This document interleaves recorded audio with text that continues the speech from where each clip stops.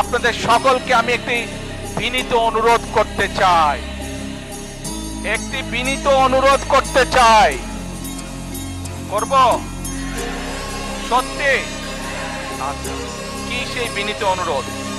প্রিয় ভাই বোনেরা, আপনাদের সাথে আমি 18 বছর ছিলাম, বিভিন্ন সময়ে বিভিন্ন অনুষ্ঠানে অনেক মানুষের সাথে দেখা হয়েছে, আপনাদের সাথে বহু স্মৃতি আমার রয়ে গিয়েছে, আপনাদের সাথে বহু দুঃখ কষ্ট আমি শেয়ার করেছি।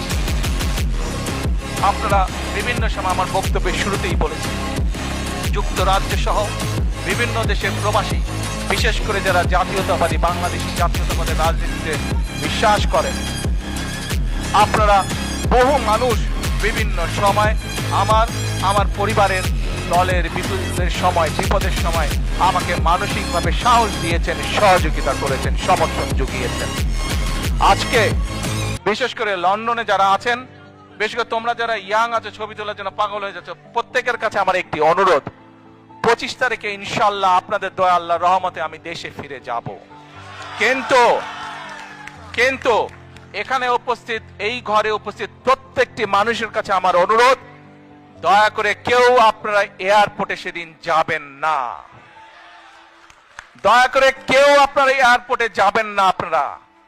কারণ এয়ারপোর্টে গেলে একটি হট্টগোল তৈরি হবে এবং মানুষ জানবে যে এরা সব বাংলাদেশি, এবং দেশের সুনাম নষ্ট হবে, দলের সুনাম নষ্ট হবে।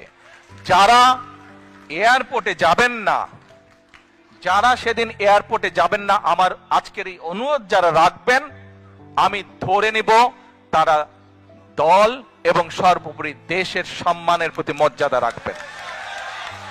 আর আমার মানা করা সত্ত্বেও, আমার অনুরোধ করার পরেও যারা যাবেন, আমি ধরে নিতে বাধ্য হব যারা ব্যক্তিগত স্বার্থের জন্য সেখানে গিয়েছেন। প্রিয় ভাই বোনেরা, সকলের কাছে দোয়া চেয়ে যাচ্ছি, আপনারা দয়া করে দোয়া করবেন, দেশনেত্রী খালেদা জিয়ার জন্য দোয়া করবেন।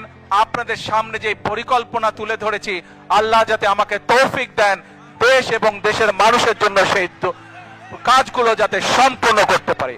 আল্লাহ হাফেজ। বাংলাদেশ জিন্দাবাদ, বাংলাদেশ জাতীয়তাবাদী দল জিন্দাবাদ। আসসালামু আলাইকুম।